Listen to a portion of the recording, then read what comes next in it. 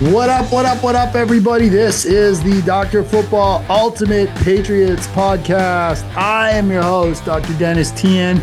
We are recording the day after the NFL draft. I'm joined, as always, by the CEO of Hedge Better, Justin Fine. This is the place to be for, I think, will be about 30 minutes of commercial-free, quick takes on the NFL draft. We're going to record a full episode next week, but we wanted to get out to everyone something today to talk about the big first round last night, which there is a lot to talk about, especially down in Foxborough. Justin, how you doing, my man?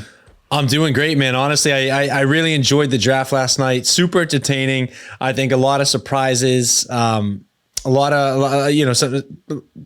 things that made sense, some things that didn't make sense. But overall, I was entertained, man. I thought it was a good first round. I mean, the picks were like coming in fast. They were. For like those first 15 picks were flying. Yep. Yeah, that was the other thing I noticed. I don't know if they made a concentrated effort to do that this year, but they really seem to be pushing those picks out, which I liked. It made for a better viewing experience, honestly. Way better viewing experience. It was really just like very fast paced, entertaining. Really starting right from the beginning with that with the trade, which is actually the first topic I want to get into. We're going to break down the whole first round when we record a full episode next week, but I thought we could just talk about some of the highlights now and focus on what the Pats did. I think we got to start with this trade that happened last night, and that's kind of my first take on this first round of the draft. And why I'm bringing this up on a Patriots podcast is because I think this trade really is relevant to a lot of what happened in Foxborough, because you look, and this is like one of the first things I thought of, you look at the price that Cleveland got to move back 3 spots in this draft, picking up a second rounder and another first rounder and another pick on top of that. That could have been the Patriots that got that yield if it wasn't for Jerod Mayo and his legacy, a guy that the worst coach in the NFL in the last 20 years, who didn't even know how to lose right when we really needed him to finally lose a game. For 5 years, we've been watching this team get their ass handed to them by teams like the Buffalo Bills. You can't even lose to a 13-3 team, okay? When you've been losing to those teams consistently all year long, you somehow win that game. Credit to the Buffalo Bills for playing the chess game, for playing the long game. But oh my God, that is the first take I would say from this draft is I'm like, if Jerod Mayo and that Bobo Joe Milton doesn't win that game against Buffalo in Week 18, it's the Patriots getting that huge yield. It is, man. That really puts everything into perspective. And, we've talked about it, how it would have been nice because, don't forget, that was for the number 2 pick. We were in the number 1 spot until that point, right? And we've talked about how great it would have been to be able to have that wiggle room and get that haul. And it really does suck that it goes to an organization like Cleveland instead of us. And again, it makes it even more frustrating, the fact that the guy who was at the helm of that game, Joe Milton, and again, you can't really fault him because obviously he needs to go out and show out and play his best to try to secure his career. But then we essentially moved on from him for nothing more than what we drafted him for. So it was just like the ultimate kick when you're down to look in and see all that play out and then see what the Browns got last night for that number 2 pick. Now I will say, Justin, that I think that the Browns fleeced the Jaguars, and I think that is such a loser franchise thing to do, to trade a king's ransom to move up for a hyped player and give up so much draft capital, to come up 3 spots to get the big name so that people will pay attention to this loser, desolate franchise that shouldn't even exist in Jacksonville, right? And this deadbeat quarterback, the Mac Jones with long hair is what I like to call him, and they keep investing in giving this guy weapons and giving this guy support, and he just keeps failing them. There are no more excuses left in the excuse bucket for Trevor Lawrence, and I think this year will show how mediocre a quarterback he really is. But I just think it was a total loser move for Jacksonville, and for once the Cleveland Browns played it right, because Shedeur Sanders, if they want him, he's still there for the taking, and they picked up a ton to help a team that frankly has a lot of holes. Yeah, the Cleveland Browns, I mean, they won that trade going away. Obviously, you know where I stand on Trevor Lawrence. They could have brought in the entire first round. I still think that Jacksonville team would bum it next year. Agreed. But you know what I really think that was is I forget the guy's name, but the new GM of Jacksonville, one of the youngest in history, 34 years old. It's his first year. And I thought what he was trying to do actually wound up having the opposite effect, where he was trying to come in as the young kid, the first year guy, a lot of eyes on him, a lot of skepticism, and he was going to try Gladstone, by the way. Gladstone, that's what it is. Yep. He was trying to come out. He was trying to make a big power move, let everybody know that, him and the Jaguars weren't going to be intimidated. They're not going to be afraid to spend. They're not going to be afraid to make moves. And it's like all he really did was get his organization fleeced and wound up doubling down, like we said, on a quarterback who's not going to pan out, giving away your first round pick next year, giving away other valuable picks in this year's draft. And I think he was trying to make a statement, but the statement went in against them. I think the statement was, does James Gladstone think this is like a Madden franchise? That's exactly what played it. That's exactly what that reminded me of. It was like in the Madden franchise where you're like, well, screw it. I'm probably not going to play this for too much longer anyway. I'll trade away all my picks. Honestly, like it's just a super inexperienced guy that got totally fleeced. That probably doesn't know what he's doing yet. Right. And I'm thinking like kind of the antithesis of all these years when nobody wanted to trade with Belichick in the draft for years because they say, oh, he always sees the big picture. And it's like the complete opposite of that, where this is a guy that's like totally clueless, new guy trying to make a big splash, doesn't see the big picture, not at all. and just made a huge splash, a huge sizzle. But I guarantee you this is going to burn them. And I'm not enamored with Travis Hunter as a wide receiver. So, I think that needs to be said too. Like Travis Hunter's best position in my book is going to be cornerback, not wide receiver. So I will say this. I do think, and I think we might differ a little bit on this. I do think Travis Hunter is going to be a special player. I am a little bit more optimistic that they'll get some two-way value out of him. But with all that being said, the Jacksonville team still has so many holes on the roster that to put all that draft capital and assets behind filling one of them when you still don't have your biggest problem solved, which is quarterback, to me, I don't know. It's just kind of a waste at that point. They already have a terrific marquee number one wide receiver in Brian Thomas. Yeah, they hit the nail on the head in last year's draft with that. They nailed the home run. So if Trevor Lawrence is a football Jesus that everyone thinks he is, why do you need to go get a second number one wide receiver to prop this guy up? He's the problem, and he's going to take that whole operation down, I think, because I don't think he's that good. And it's like, just, hey, doubling down, get him another weapon. I don't think it's going to matter.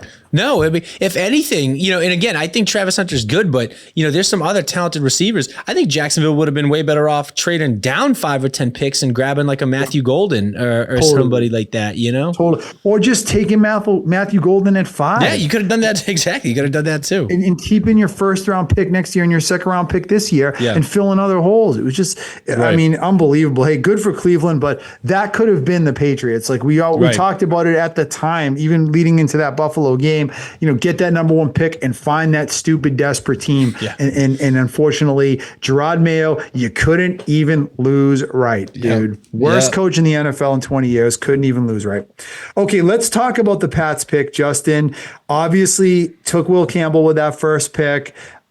Before we even get to what we think about Campbell as a player, can I just say this? Why do the Patriots even have Elliott Wolf at this point? What this is so obviously Vrabel's operation. Right. Campbell is a Vrabel guy through and through. What is Elliott Wolf even doing? Just Robert Kraft, you don't always have to be the nice guy. Just cut the cord and let the guy go. Honestly. Yeah, do you think it's somewhat of a buffer zone between becoming too Belichickian again, where you got one guy running everything? It's more so just for show, just to say you got a GM who's there helping make decisions.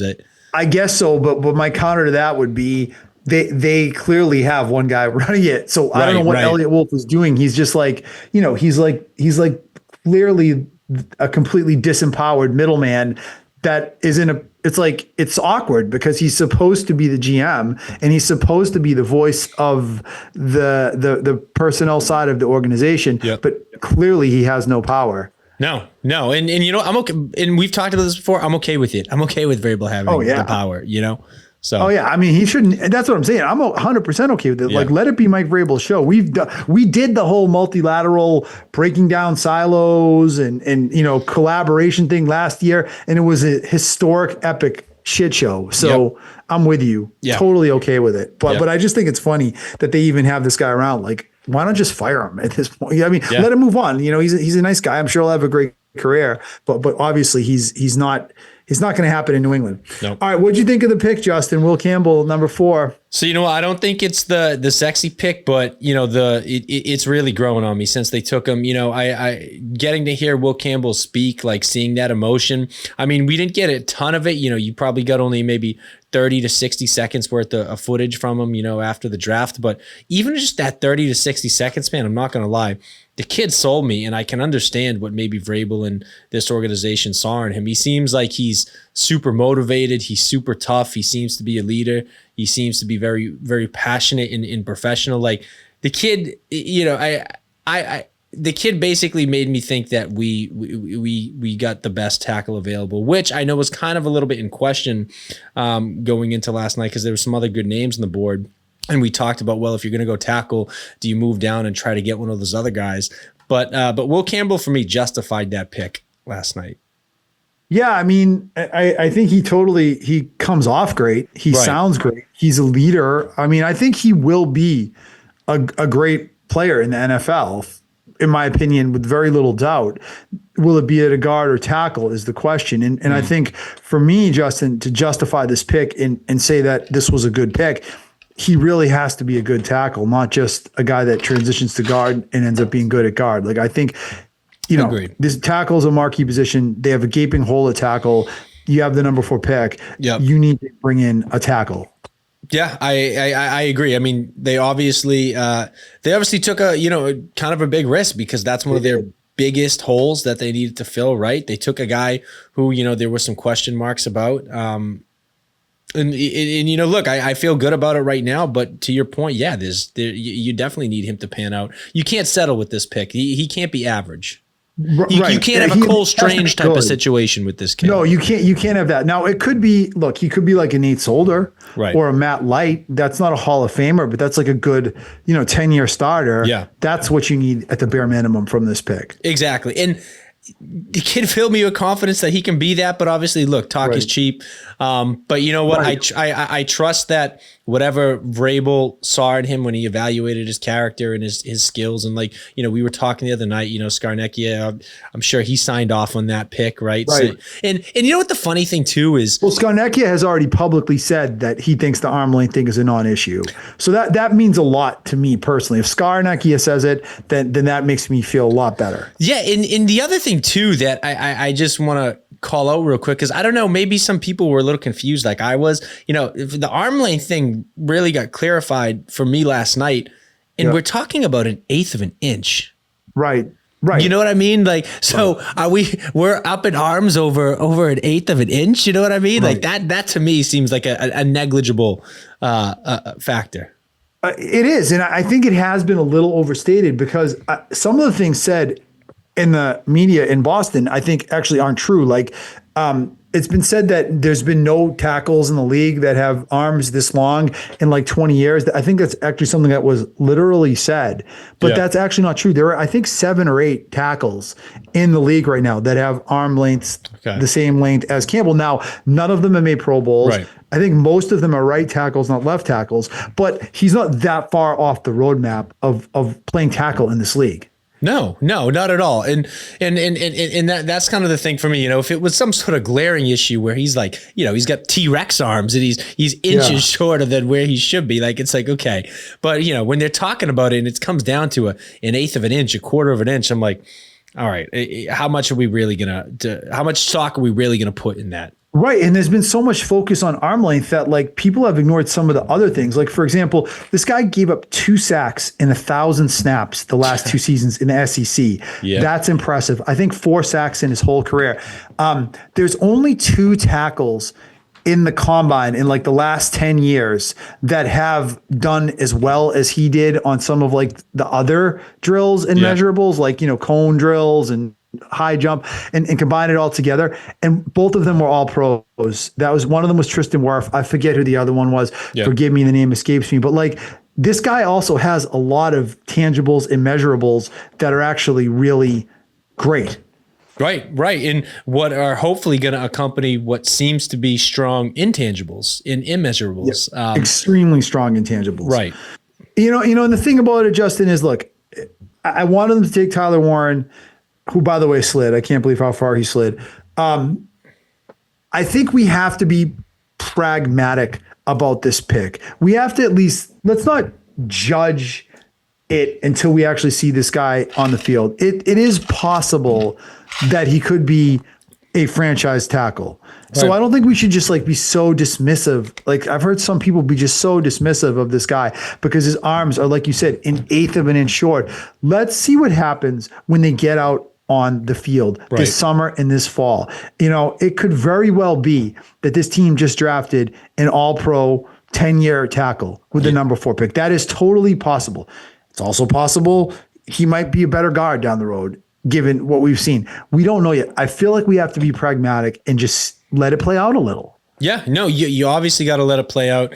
Like you said, you really can't tell now. But here's the only thing you can tell is what he's done in the past. And from what he's done at the past, he's played at a very high level, at the highest level of college football. And so I look at that, and that tells me it's like, okay, obviously the NFL is a different game. It's a different animal. There's a lot that's TBD. But I mean, right now I feel pretty good about where he stands. I agree. I agree with that. I agree with that. And I think like it's not sexy. It's not the hot take. We all have to have the hot take today, and we're going to be up in arms. Let's just see the guy put on pads and play a little bit before we rush to any conclusions about what he might or might not be.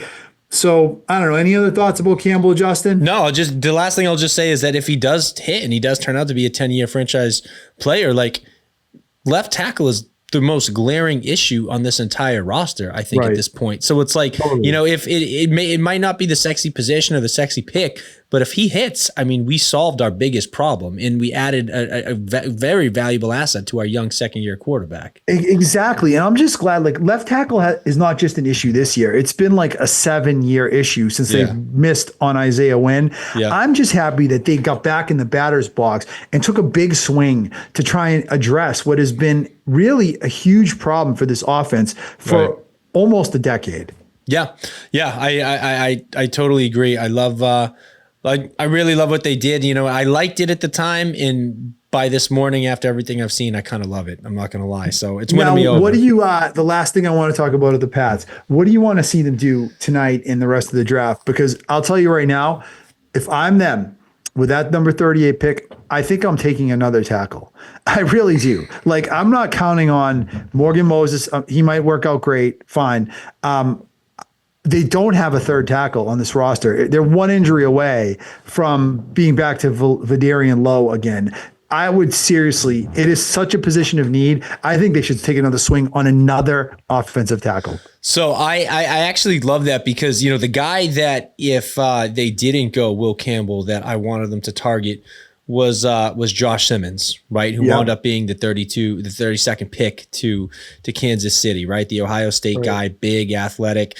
He dropped because he's coming off of an injury.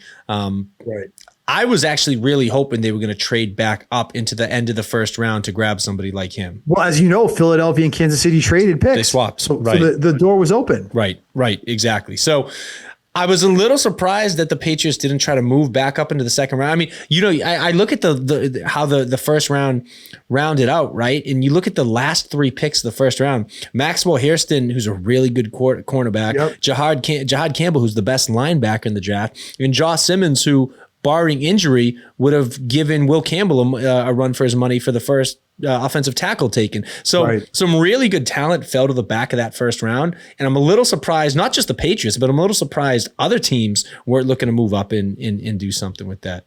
I 100% agree with what you just said. The Patriots should have traded with the Philadelphia Eagles and grabbed Josh Simmons. It would have been the perfect pick for them, having him come in to be a third tackle on this team, you know, having time for him to rehab and get his strength back, whatever, not really totally 100% relying on him. Kansas City is going to need him to come in and play tackle for them like right away. And maybe that will work, maybe it won't. But if the Patriots had taken him with Campbell here now and with Morgan Moses, you probably could have given him, sometime into the season before he had to actually play. So I 1,000% agree. Like the Patriots should have hopped right back in and grabbed him, but there are still good linemen available, and the Patriots should take another one at 38. And you know what? It tells me hopefully that they got a couple people in their sights that they're not worried about falling to them in the second round. It tells me that hopefully there's a couple of guys that they think will be a good fit that they know that they can get. Yeah, I hope so. I think there are still a few good tackles available. I think that, I'm okay with their wide receiver core. It's obviously not great, but I feel like for where this franchise is and the amount of holes they filled in this offseason, I can live with this wide receiver core if nothing else changes. As much as I would love it if they drafted a wide receiver and it turned out hitting, hey, that's great. But if we're just rolling with what we have, I'm kind of okay with that too.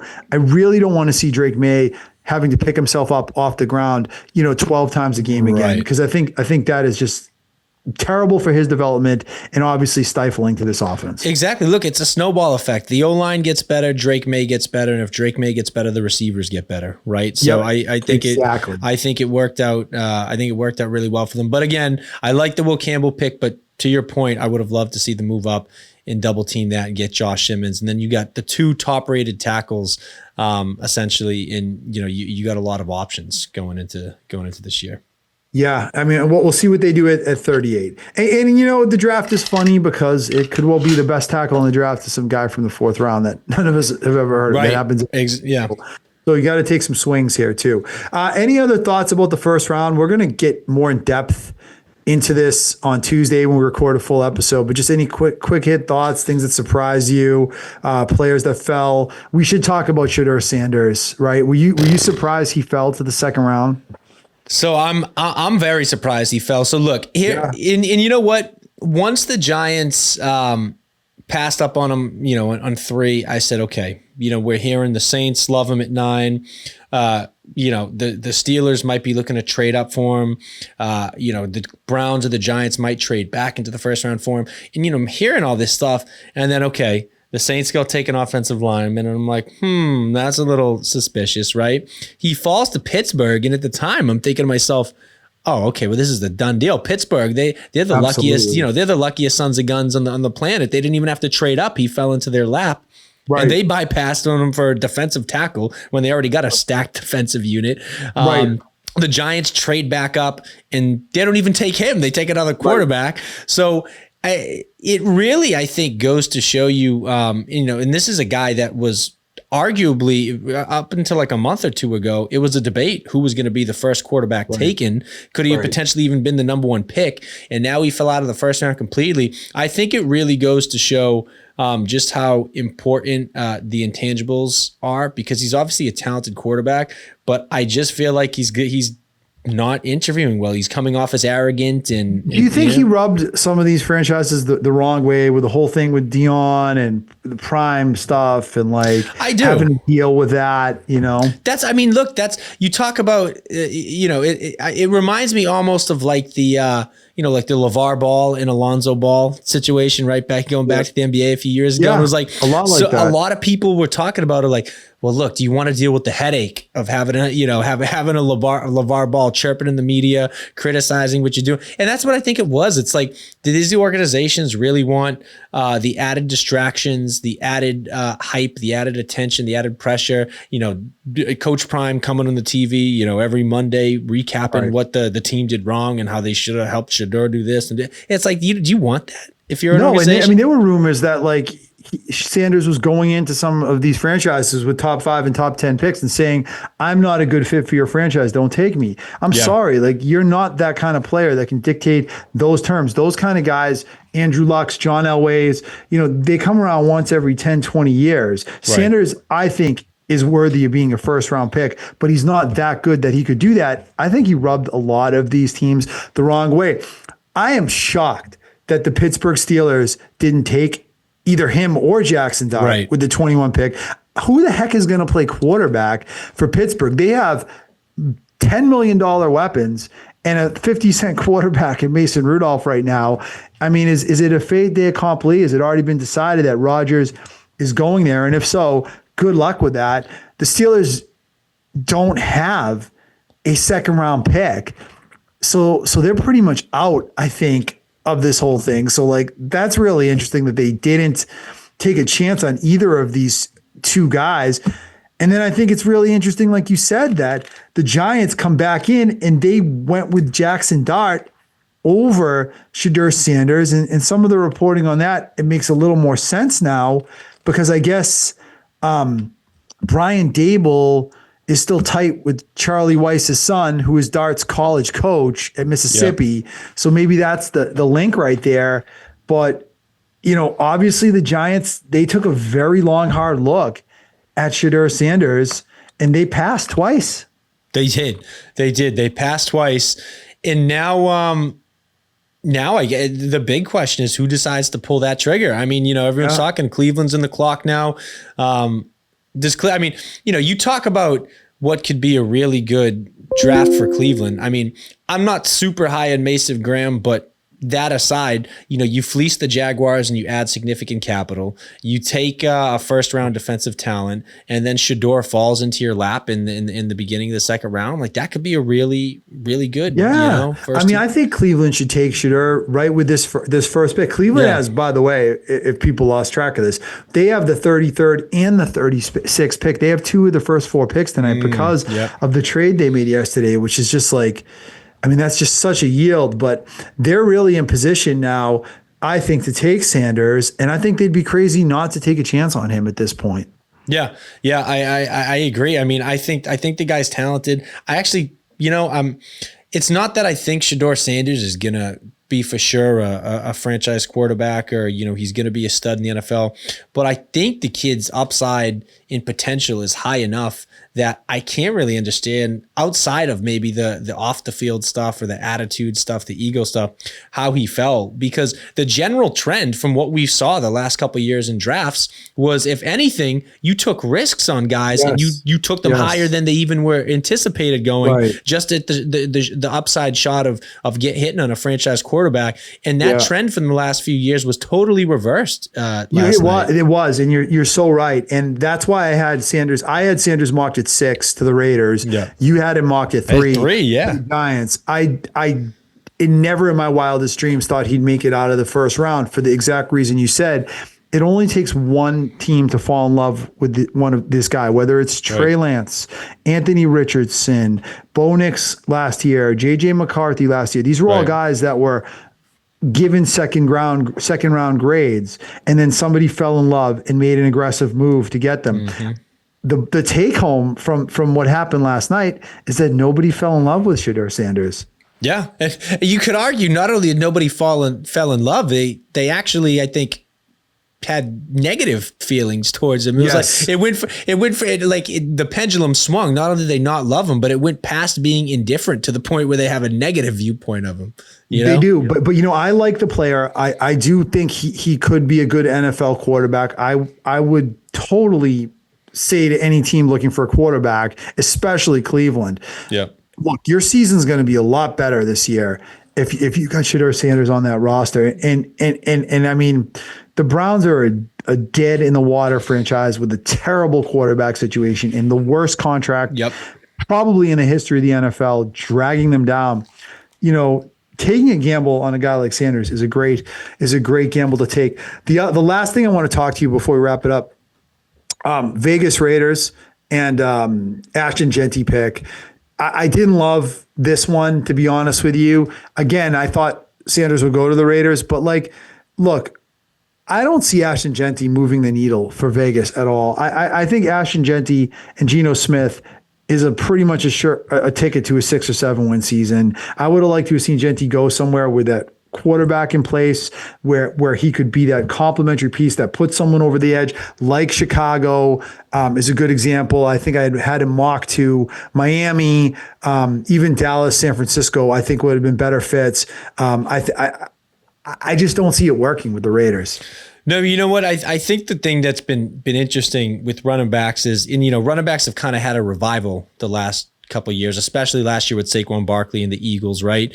And I think my big takeaway is, no matter how good or no matter how dominant a running back is, a la Saquon Barkley, their landing spot, the team they have around them, is a huge factor, right? Like, totally. What made Saquon so perfect for the Eagles was that they were really a dominant running back away from being a totally complete team, right? Whereas you look at like the Raiders, and I don't care how good Ashton Jeanty is, he might be on day one of the best running backs in the world, but it's like, if that team is as desolate as they are and they have as many needs as they do, what good does it really have? I mean, again, look at what the Giants did with Saquon Barkley, right, because they didn't have the rest of the team in place. Look what the Panthers did with Christian McCaffrey when they didn't have the rest of the team in place, right? So it's like, I'm not sold on this whole running back renaissance thing that everyone's talking about. Like, I look at the Eagles team,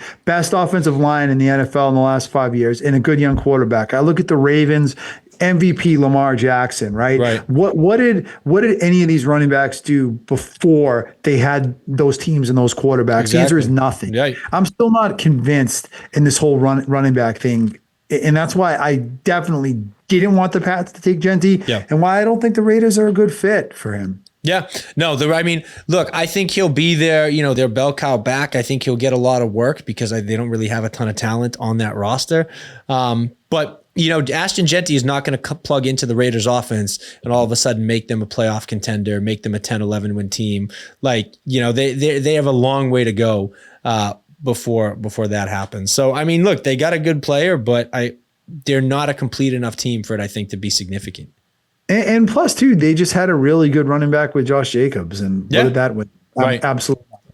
Okay, any other thoughts? I think, we'll record again Tuesday. We can go more in depth. We'll, at that point, know a little more about what the Pats did with their remaining picks, what happened in the second round tonight. Yep. But I think, I think it's, there's a lot that will happen that hasn't happened yet. I'll say that. I do too. Yeah. And I think, there's a lot of talent that's still on the board. Of talent. So, and even though the Patriots didn't make a move, there's going to be a lot of talent that's available in a few picks when the Patriots are back up on the clock. So, no doubt. And what's the thing we heard about this draft consistently all spring? Picks 10 through 50 are basically the same category player. Right. So those guys are out there. Find them.